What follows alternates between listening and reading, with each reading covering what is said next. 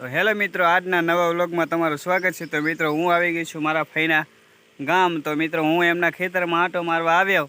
તો આજે એમના ખેતરમાં એક સાથે 5 લોકો દવા છાંટી રહ્યા છે જીરામાં। તો મને જોઈને નવાઈ લાગી કે અમારા ગામ બાજુ તો એક જ જણા દવા છાંટતા હોય, તો 5 જણા દવા છાંટે। તો ચાલો તમને વિડીયોમાં બતાવું કે કેવી રીતે એ દવા છાંટે અને કઈ દવા છાંટે, તો તમને બતાવું વિડીયોમાં। મિત્રો, આ છે દવા અને બીજી બધી દવા આ થેલીમાં પણ છે। જો ઇકો 797, પછી ઘણી બધી દવા છે।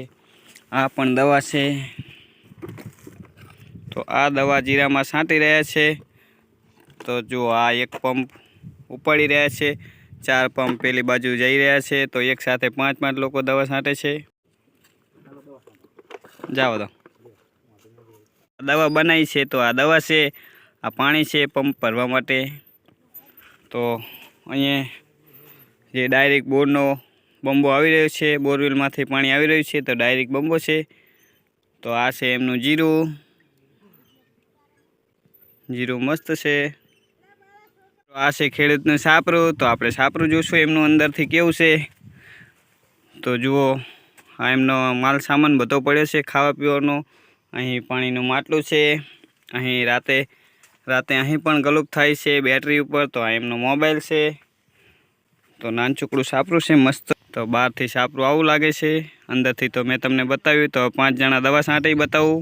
પહેલાં એમને મને બતાવ્યો કે આ ઝારા નીચે એક ઘણા વર્ષો જૂનો કૂવો છે। તો કૂવો આપણે જોઈએ, એટલે રિયલમાં કૂવો તો છે, જુઓ રિયલમાં સાચમાં જ કૂવો તો છે। કૂવો અંદરથી બહુ પહોળો છે, તો અંદર ઉતરાય નહીં, બહુ રિસ્ક છે, કંઈ પણ જનાવર હોઈ શકે। તો ચાલો આપણે દવાવાળાને જોવા જઈએ। તો પેલી બાજુ દાળિયા જીરામાં ખડ ઉખાડી રહ્યા છે। આ રોહિતભાઈ ખેતરવાળા છે। જો 4 પંપ આવી ગયા, પહેલો પંપ, ઓલો બીજો પંપ, આ ત્રીજો પંપ, આ ચોથો પંપ। તો એક સાથે એક ખેતરમાં 5 લોકો દવા છાંટી રહ્યા। એક ભાઈ હજુ આમ છાંટે છે। તો જુઓ, અહીં આ પાડોશી એવા છે જીવનગઢમાં કે બધાનું કામ હળીમળી ભેગા થઈ અને પહેલાં એક ખેતરનું કામ પતાવી દે, પછી બીજા ખેતરનું કામ પતાવે, એમ કરી અને રોજ કેટલા વીઘાની રોજ તમે છાંટો છો? રોજ 50 વીઘાની દવા છાંટી આવડે બધા ભેગા મળીને? અત્યારે કનું છે? આ રોહિતભાઈનું છે? રોહિતભાઈનું છે, પછી આ રસિકભાઈનું આવશે, પછી મારું, પછી તમારું, અને પછી આ ભાઈ અમતપરા વાળા છે 12 ગામના, અહીંયા જમીન રાખી છે, ઓલું બોર દેખાય ને અહીંયા છે 50-20 વીઘા જેવી બધાથી દવા છાંટો એમ ને? આજ તો કદાચ લગભગ 50 ઉપર થશે। શું કહું રોજ? હા, 50 ઉપર થઈ જાય, 50 ઉપર થઈ જશે। વિડીયો યુટ્યુબમાં મેકો ને? મૂકજો ને, આમાં શું વાંધો?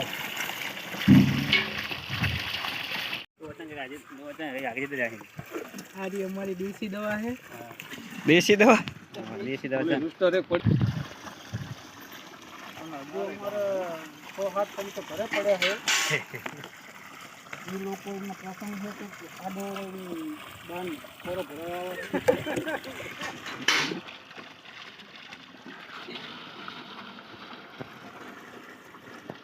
આ ભાઈનો પંપ ભરાય છે। આ ભાઈ દવા નાખી રહી। ગામમાં પડ્યા લેવા જાવ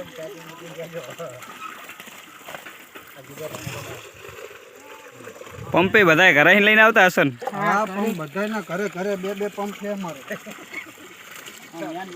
પાણી વાળા હતા। એ જુઓ, આવું કામ છે। એક પંપ ઠરી ગયો હે, માગશો તો કોઈ પંપે નહીં હાલે કાં તો। જુઓ, આમને નુકસાન કરી દીધું હે, એક પંપની દવા ઠરી જઈ છે। એટલે મને દેખાવ એવો કે એમનો પંપ એક વખત હરખો જ નહીં ઉભો, બધી એક પંપમાં 150 રૂપિયાની દવા જાય છે। એક પંપમાં 150 રૂપિયાની દવા જાય? એક પંપ 150 રૂપિયાની છે, એ ભારે દવા છે। કેટલા વજન હશે? પણ વજન તો બધાને ખબર જ હોય ને, એકમાં 15-14 લીટર આવે. ઓલું મેકો રોહિતભાઈ તમે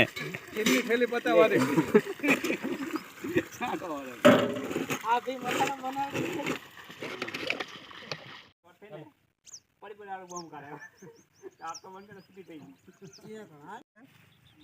લગભગ 4000 નું આ 10 લીટર હોય ને, 10 લીટર દવા હે 400 રૂપિયાની લીટર. 4000 નહીં 400 ની લીટર દારૂ નહીં, દારૂ આવે આમાં મિક્સમાં. પણ આ દવા જીરામ છાંટવાની જીરામ છાંટવાની, આનાથી કોઈ રોગ ના આવે. પહેલાથી છાંટ્યું હોય ને તો કોઈ પણ રોગ ના આવે જીરામાં. પહેલો પંપ પડી જવા નક્કી છે. ચલો આ બીજો પંપ એ ભાઈ ખાતું નહીં. સવારમાં બહુ મહેનતી માણસ હોય જોઈ, એને એકલાએ 50-60 વીઘા રાખી છે, ત્યાં છોકરી રાખ્યું છે. પટ્ટો ફીટ થતો નહીં માણસ. આ ભાઈને હજુ આવડતું નહીં, પહેલા વહેલા લાગે. ના આવડે છે પણ થાકી ગયો માણસ. ચોથો પંપ આ મેન ધોરી લઈશ ને. ચલો આ ત્રીજો પંપ. 2 પંપ હજુ ઊભા છે.